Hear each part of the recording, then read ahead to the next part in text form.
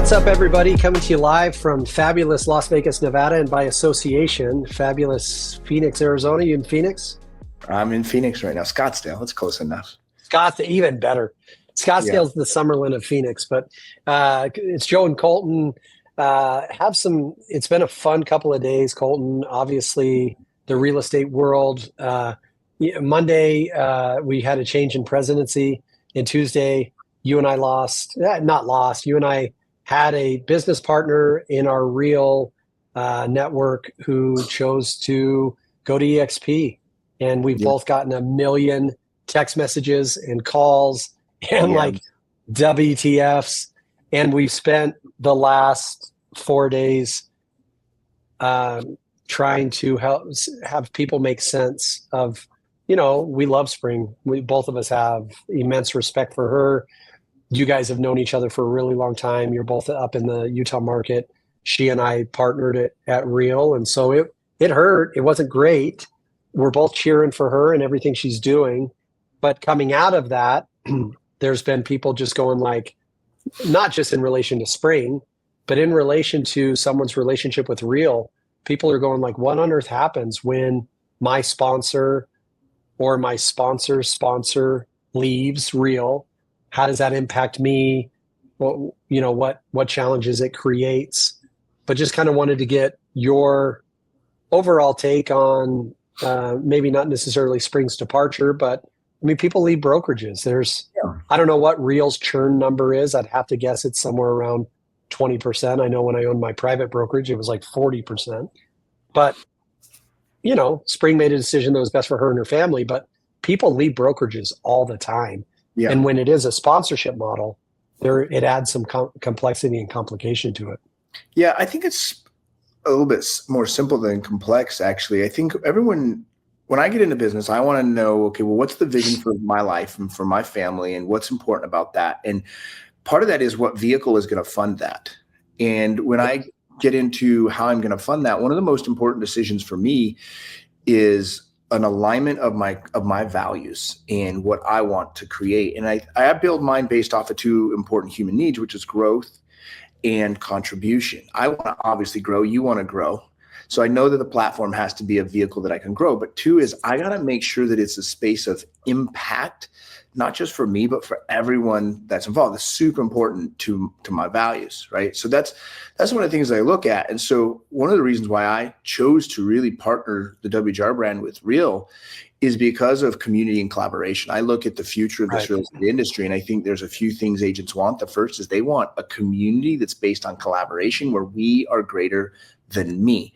And that's what makes it's really great. If your sponsor happens to go to another company, well, guess what? You have their sponsor to rely on. If you have co-sponsors, you have your other sponsor to rely on. But it's the concept of a one real network, and truly that. And I think it was said really good in our growth ambassador meeting today. We're all in this together. I think if you're at Real Brokerage, one of the concepts you're looking at is, okay, well, how is this industry going to be radically different in the next 5 years? We're in this together. We're growing together. It's not just a group of elite agents that get to thrive, and while the others just have to watch the elites partake on private jets and helicopters and doing fun stuff. It's more of, well, how do we all win going forward, right? And I think that's the really cool thing is the culture that is created here. I mean, that's well, I mean, you've been in the room. You and I have been growth ambassadors at Real. For those of you who don't know, if you have had a certain amount of growth over a period of time, the growth ambassadors originally started in 2021 in Atlanta, Georgia. There was Colt, myself, and 8 or 9 other people. And then the next year there was like 20 people. And then the next year it was Charlotte, wasn't it? We were actually in Charlotte. Or was it Charlotte? Charlotte, then Atlanta. And so we usually have an annual gathering. Today there was a call. There was maybe 50 agents on there. And so what the company wants to do is bounce ideas off of us, concepts off of us, but also help us work from a cultural perspective. Now, there was a time, because coming into this company, Colton, all I knew was the concept that was EXP. So there was a time where I craved tribalism. Like, you're my sponsor at Real. I was Spring sponsor at Real. So we were like, dude, let's build a tribe. Yeah. Let's us versus the world. Let's go get this.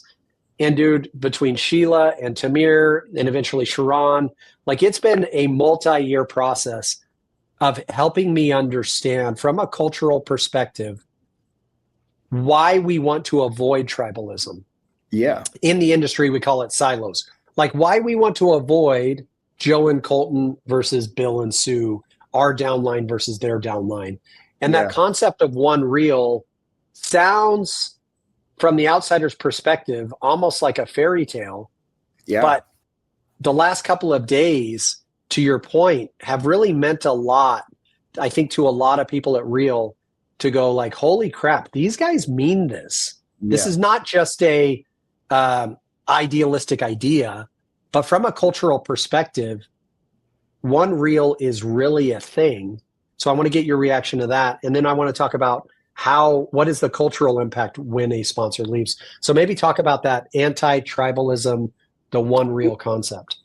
Well, I think there's a couple things to touch on this. One is, and I mentioned this before we started going live, is that we have to be seriously acknowledging the future of this world and real estate specifically in technology. It's projected that 40% of jobs will be replaced by not necessarily just AI, but talented people that are utilizing AI. And we would be crazy to think that that's not happening in real estate.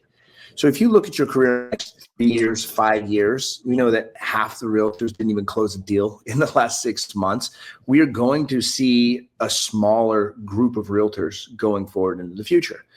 And when you look at that, the question becomes then, well, who do I surround myself with? And are we in this together where we all get to grow? Or are we in this for having to be the survival of the fittest? Now, it's interesting if you look at, and I don't know if I study a lot with Tony, is one of my mentors, Tony Robbins. And one of the things he talks about is tribalism is on the lower tier of social development, whereas the highest tier is the development of what's called oneness, where it's what I do to you, I actually do to myself. It's this concept of, are we rising tides raise all ships? So are we more focused on what my tribe gets versus the others? And so you better join with my tribe or you don't get this. Or is it better that we all rise together? And that's the way I believe not only this industry is going, but I think society, I think the millennial generation, the lower generation X, they crave community. They're tired of tribalism. They're tired of feeling like they either fit in or they don't fit in. And so I think that's the biggest thing to look forward to, is how is this going forward generationally in our industry, and how will technology affect that? And the question is, do you want to go in that together with a group that is greater than me, or do you want to partner with people that are not so much focused on that? And it all boils down to that cultural alignment. Yeah. I think there was another question you had on that as well, but I don't think I remember what it is now. Yeah, from a practical standpoint at Reel, what happens culturally when someone's sponsor leaves? So, I know when you came over to the company early enough, you have a sponsor. They're not overly active at Reel. And then the next line up is just corporate. So you've never really had a sponsor that's like, hey, man, let me put you under my wing and run with you. Yeah. So you've had to cross over to people who have no economic interest in your business other than, like, hopefully we all grow together and the stock rises. There's no rev share. Your rev share goes nowhere. Yeah. Like no one really benefits from you. So what does it mean when somebody's like, holy crap, so-and-so was my sponsor, they're now gone, not from an economic perspective, but from a cultural perspective? Yeah. So I think one of the rules that I learn and I play by is proximity is power. And when I look at that, the question is who do I want to be in a proximity with? It's based on people that have the physical results that they have in their life. And I don't just mean economically. Yes, economically is important, but I mean on other aspects of their life. And I know one of the things that like a lot of people say that attracts me to you, Colton, is just the way you value family. Like it's extremely, like that's one of those nuances, right? And one of the things culturally that happens at Reel is it's treated like a family, right? Like I know in this it's the easiest way to describe it. Where we lost a particular partner. It's kind of like a divorce, right? Like there are some economic challenges that we have to go through and navigating. But ultimately, at the end of the day, it's like, okay, well, what about the rest of the family members? How are they dealing with this massive change, right? Like I know many agents have voiced with us in this particular situation. It's like, hey, look, this person, in referring to Spring, was like, they sold us on real brokerage, and now she's saying EXP is where the pros are. What am I, chopped liver, right? Like, and so what happens is these people want to feel a part of something, right? And what matters, in my opinion, is surrounding yourself with people that hear you, that see you, and validate the emotional chaos going inside. Because you and I both know, Greg or Joe, the future of this business is, or industry, is very uncertain, very, very, what really is going to happen. And so culturally, when a sponsor leaves, I wouldn't worry about that with real brokerage, because you got a bunch of other people. Like I know us, you, me, Amy, a bunch of us, even people outside of, our network, we're reaching in and saying, hey, how you feeling about this? Yeah. What thoughts do you have? We weren't selling people on, hey, this is why you should stay or go or whatever. We were saying, hey, how do you feel about this? What are your thoughts on this? What do you need support with? And I think that's the most powerful part culturally, is that when your sponsor happens to move a different direction because of their vision and their opportunities, rely on the people that are there to support you. And I have a belief I support others and allow others to support me. And I think that's what this community is about, is supporting one another regardless of who your sponsor is. Well, and you just alluded to this. I'll give you guys kind of from a family tree perspective. Amy was in Spring sponsorship world. She happens to be in my sponsorship world and Colton sponsorship world. We're talking about Amy Youngren. As soon as this happened, from a cultural, holy crap, I'm in Spring's world, or if your sponsor is left in another aspect of the company, there's this, I now don't have a sponsor. Well, as soon as that took place, Amy Youngren immediately sprung into action. And she's not alone. To your point, other people have been reaching out as well. She literally is reaching out to everyone she knows that was in Spring's world that is not in Amy's sponsorship group, and just going like, dude, I'm here. Let's build, let's grow, let's make it happen. And part of her methodology is just the kindness of her heart, for sure. But she has economic interest in making sure that agents are happy and prosperous at Real from two ways. And the first way is every single agent at Real that's been plugged into Real for any amount of time has a vested interest in an ownership stake in the company. So if somebody reaches out to me that does good business, that they're not in my revenue share network, I have an interest in helping them continue to crush it at Real, because as their transaction count helps with corporate profitability, as the company is more profitable, as they help with some of our initiatives like Real Title and Real Wallet and Real Mortgage, the company becomes more profitable. And now as a shareholder, I would love to say I just always do it out of the kindness of my heart. But there are times where, somewhat selfishly, I step in to help somebody because I need them to succeed so I can succeed. So you are not left on an island, because from a cultural perspective, we're all here to help you. But ultimately, from an economic perspective, we're here to help you as well, because if you don't succeed, it hurts us all. When you said this and quoted Tamir, I think it was in a text thread or something, that revenue share is an opportunity, but it's also a responsibility, right? And when you look at it from that angle, and the responsibility of making sure that people are taken care of, making sure that people are growing, making sure that people have certainty instilled in them for what's next in the phase of their journey, and understanding what's the vision that they have for their family. Because ultimately, we're all in business to fulfill this vision, to fund our family's life, to fund our future, to fund the dreams that we have inside of our minds. And the number one thing that gets in the way of that is the fear, the worry, and the doubt. And so when we come together in the sense of, hey, look, here's the future of this industry, here's the next 1, 2, 3, 4, 5 steps, you can count on me. That becomes a valuable situation for the people we're partnered with. And you're right on the economic perspective. Why is that important for me? Because I have a family vision. Just like you said it, in a sense, I'm essentially, in a sense, it's a little bit selfish.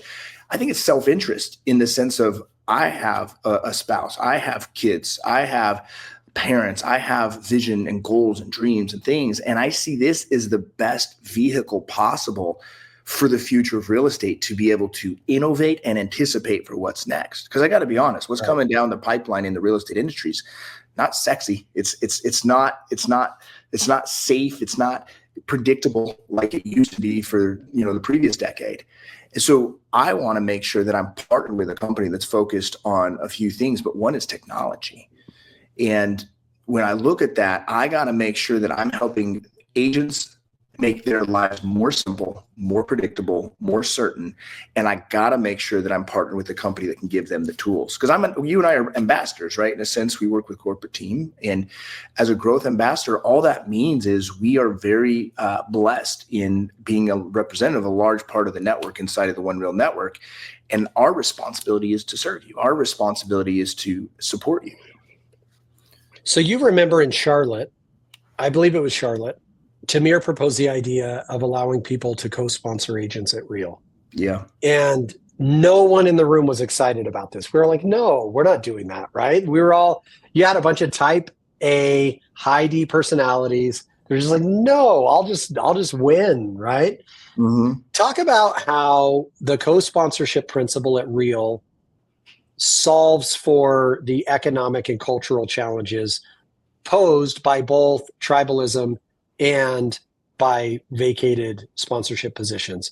Because there was a time 3 years ago where you're my sponsor, so we were always in alignment, but there might have been Brad or Tim or Katie or whoever else at the company. And I'm like, we have no business together. Yeah. But now if I look at the agents that have trusted you and I from a sponsorship perspective, thousands of agents, it's really hard to say, hey, Colton, this is where we end and this is where somebody else ends.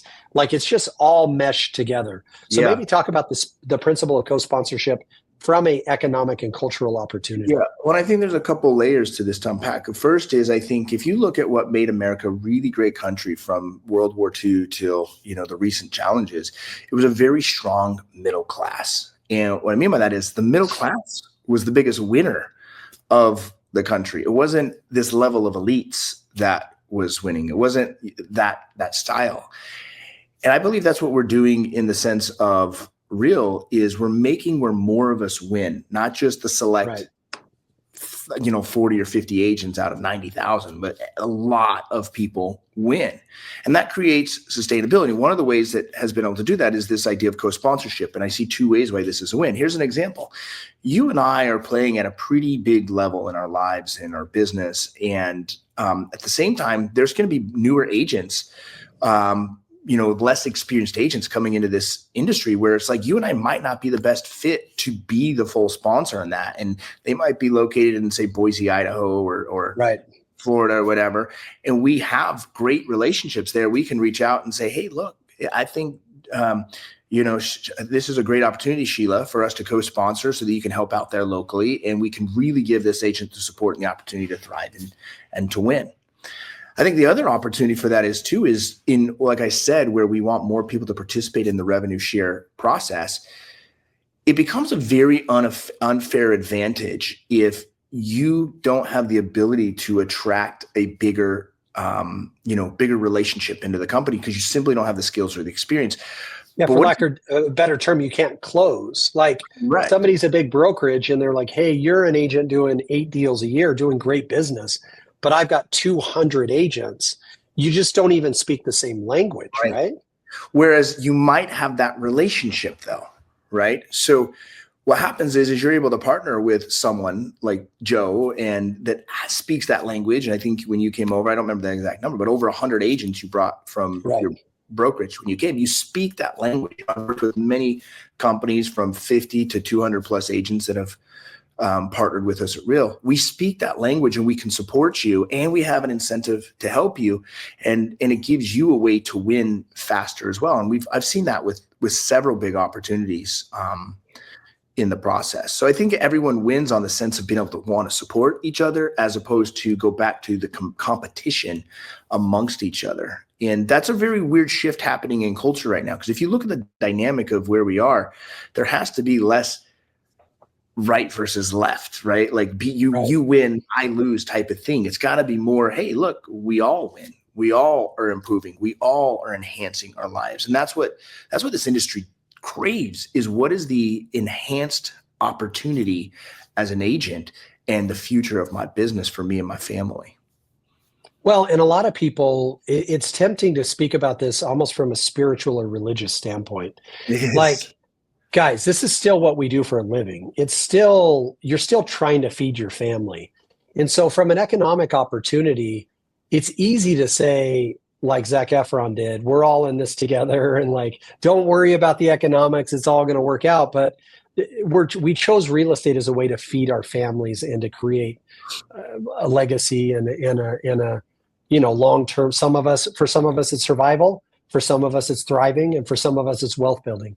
So I love co-sponsorship as a principle because there is no longer, when we came to Real, we had to choose a sponsor. Colton was our choice. Like, we're like, dude, he speaks our language. He understands what we're trying to do. That was an easy decision for us.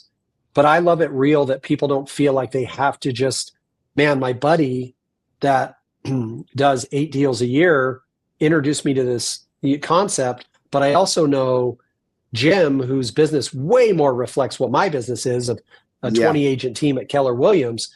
And you don't have to go, man, do I screw my buddy or do I really get what I need out of Jim?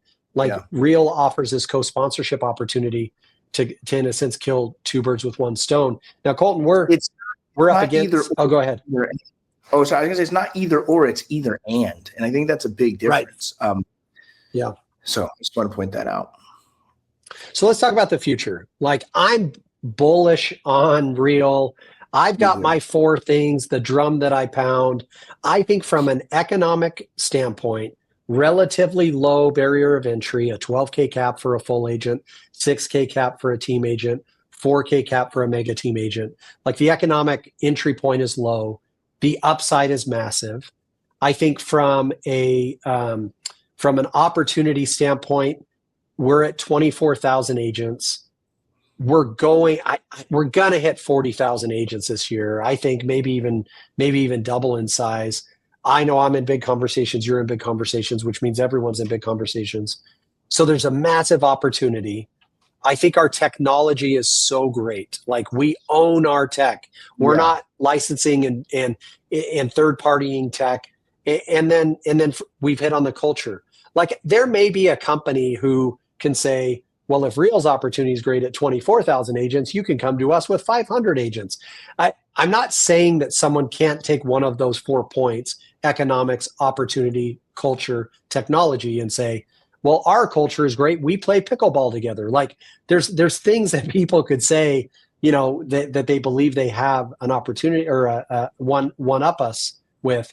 But I believe when you look at those 4 things, there is not a company in the world, which is evidenced by us being the fastest growing company in the world, that can compete with us. So in your perspective, Colton, why is the future Real? Why is this thing such a rocket ship? Well, I think those 4 points and where these 4 points take the real estate into the future. So Tony always harps on this when we're in meetings, business meetings, Tony Robbins. And number one thing is, if you want to master business in the future of this world, you have to master innovation. Like, that is an absolute must. But the second is, you got to master marketing. You got to master branding and attention. And what we've seen radically shift in the last decade is this idea of technology on what was used previous and what was used today. And I think one major thing we've seen happen is obviously social media, how we communicate to people today. You've got to master how you're getting your brand out on social media. But I think if we take the innovation side, we have to see that the biggest innovative opportunity in technology right now is artificial intelligence, hands down. Like, if you're not using artificial intelligence on a daily basis, within 6 to 12 months, you will be gone out of this industry, or any really quiet industry, I believe. But I think it's not just a matter of using technology. It's not just hopping on ChatGPT. It's a matter of, does your company have a language learning model technology? One that actually learns on itself about you and your business and the platform inside of it, so that you can process faster. And it's got to go to the level of what's called functionality, where it's not just used daily, but it is used as an entire function in your business. That's the future of this industry. And Real has that piece, right? Like, I think that's the biggest thing that you have to consider is AI will not replace realtors. Top realtors using AI will replace realtors. Yeah. Transactions are not going away. It represents 1/5 of the real estate industry. It's just a question of who's going to be controlling those transactions. And it's going to be those that are partnered with a real estate tech firm.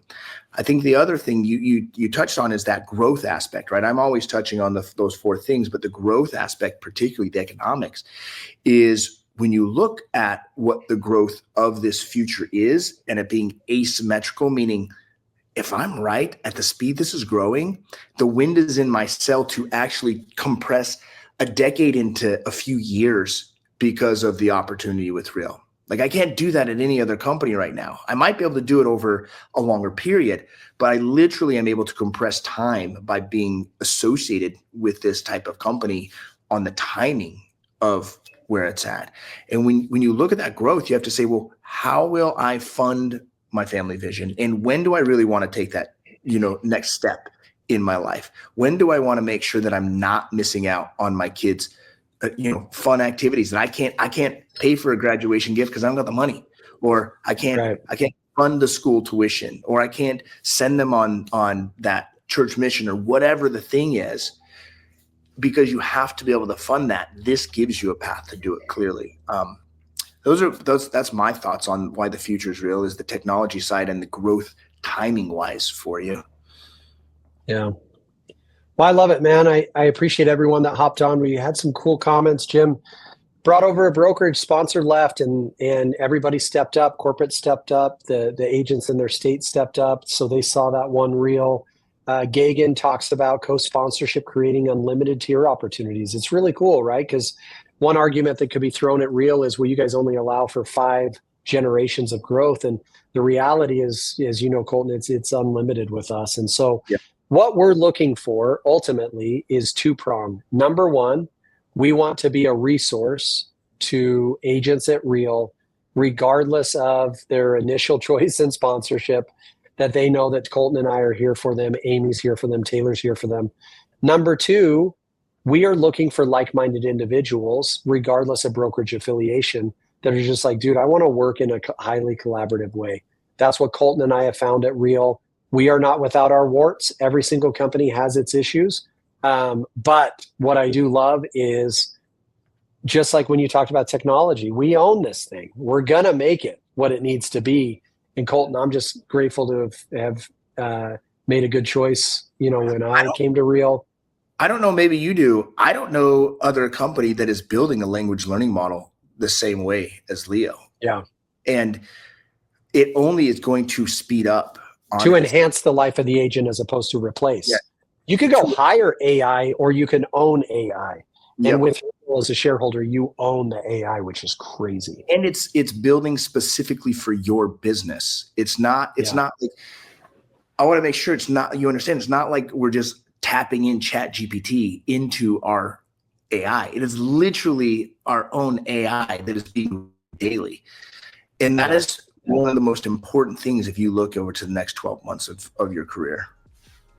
Yeah. All right, man. Grateful for you, Colton. Let's hop back on and do AI and why it's so important and why what Real is building is the future. Guys, we're the easiest people to find in the world. At Joe Herrera, at the WGR. Is it the WGR or just WGR on Instagram? The WGR. Yep, at the WGR. Hit us up. We're here for you guys. Appreciate it. Hope this video helps. Hope you're having a great day. Let's grow. See you later. I hope you're finding value in the content you've been consuming, and my goal is to earn your subscription. So subscribe down below so that you get notified when we drop new content every single week.